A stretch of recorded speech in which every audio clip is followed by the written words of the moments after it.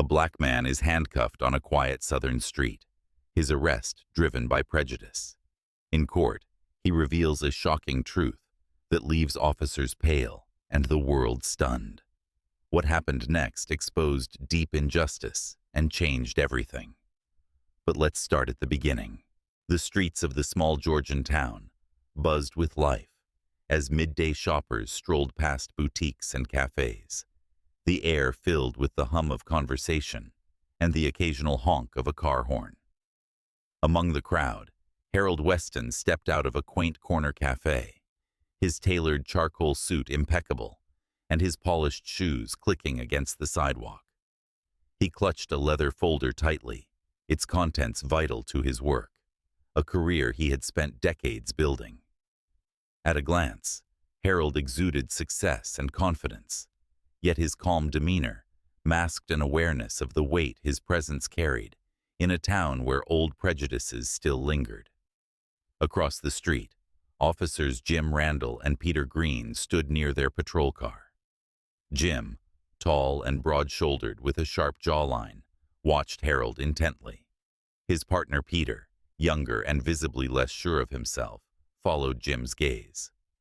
"Suspicious behavior," Jim muttered, nodding toward Harold. Without waiting for a response, he adjusted his belt and started across the street. Peter hesitated, then followed. Harold noticed the officers approaching, but kept his stride steady. When they stopped him, his expression remained composed. "Good afternoon, officers," he said politely, though the tight grip on his folder betrayed his unease. The questions came quickly, Jim's tone edged with suspicion. "What are you doing here? Can we see some ID?" Harold handed over his license, maintaining his calm as Peter examined it briefly. "This doesn't look right," Jim said, his eyes narrowing. Without waiting for clarification, he added, "Fake ID." Harold frowned, his voice measured. "I assure you, my ID is valid. Perhaps there's a misunderstanding." His attempt at reasoning seemed only to inflame Jim's hostility. "We'll sort it out at the station," Jim snapped, grabbing Harold's arm. Harold flinched, but didn't resist as Peter cuffed him roughly. A small crowd gathered, their murmurs growing louder as phones appeared, recording the scene. Harold locked eyes with a young woman filming nearby, his face a mixture of resolve and frustration. Forced into the squad car, he sat rigidly, his calm facade barely concealing the storm brewing within. The precinct was a stark, unwelcoming place, its sterile white walls adorned with peeling posters about procedures and rights that often went ignored. Harold Weston, still in his tailored suit but now slightly disheveled, stood at the processing desk, under the harsh glare of fluorescent lights. The desk officer took his belongings with little care, tossing Harold's wallet, watch, and phone into a plastic evidence bag. Each movement seemed designed to strip away any semblance of dignity.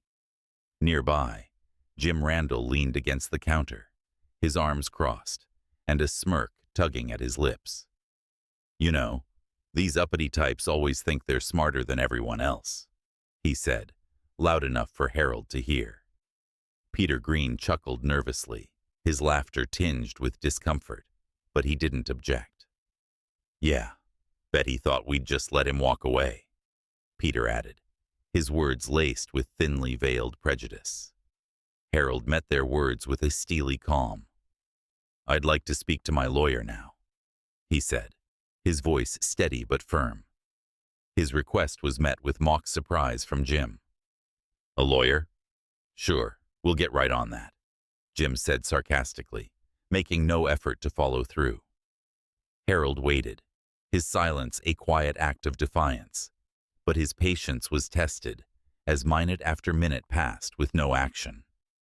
The interrogation room was a small, oppressive space, with a single table and 2 metal chairs bolted to the floor. Jim leaned in close, his voice dripping with condescension. "So, what were you planning to do with those papers, huh? Sell them on the street? Or maybe pass them off to some buddies?" "I was doing my job," Harold replied, his tone measured and controlled. His unwavering composure seemed to irritate Jim further. Suddenly, muffled vibrations came from the evidence locker. Harold's phone was buzzing incessantly, and the station began to hum with whispers. Officers gathered in clusters, their eyes darting toward their screens. Videos of Harold's arrest had gone viral, and public outrage was spreading fast. Despite the growing tension in the station, Harold was placed in a holding cell, left to sit on a cold metal bench. He stared straight ahead, his expression unflinching, knowing all too well what awaited him in a justice system built to fail people like him. The next morning, sunlight filters through the grand windows of the county courthouse, illuminating a courtroom buzzing with tension. Every seat is filled, a mix of curious onlookers, reporters scribbling furiously in their notebooks, and members of the community eager to witness what has become a high-profile case. Cameras flash as Jim Randall and Peter Green enter, their faces set in smug confidence. Dressed in freshly pressed uniforms, they nod to their lawyer, who reassures them that this is a clear-cut case of by-the-book policing. At the defendant's table, Harold Weston sits with an air of quiet composure. His tailored suit is immaculate once more, his shoulders squared, his expression unreadable. Beside him sits Rachel Logan, a sharp and determined black attorney, whose reputation for dismantling unjust cases has made her a rising star in legal circles. She whispers to Harold briefly, then stands, her heels clicking with precision as she approaches the judge. "Your Honor," Rachel begins, her voice clear and commanding, "I would like to enter into evidence a video that has drawn national attention in the past 24 hours. She clicks a remote, and the courtroom falls silent as the viral footage of Harold's arrest plays on a screen. Gasps ripple through the audience as the officer's aggressive actions and condescending remarks are laid bare. The prosecutor stammers, attempting to justify the officer's behavior, but his words falter under the weight of the damning evidence. Rachel methodically dismantles every weak argument, her tone cutting but professional. Then Harold takes the stand. The room grows even quieter, the air heavy with anticipation. He speaks with a calm yet firm voice that carries authority. "My name is Harold Weston," he begins, his eyes sweeping over the courtroom. "I am an appellate court judge for the state of Georgia." Gasps erupt, and murmurs fill the room. Jim's smirk vanishes, his face draining of color, while Peter nervously fumbles with his notes. Harold continues, revealing that the documents in his possession were part of a judicial reform proposal targeting systemic misconduct in law enforcement, a revelation that underscores the irony of his arrest.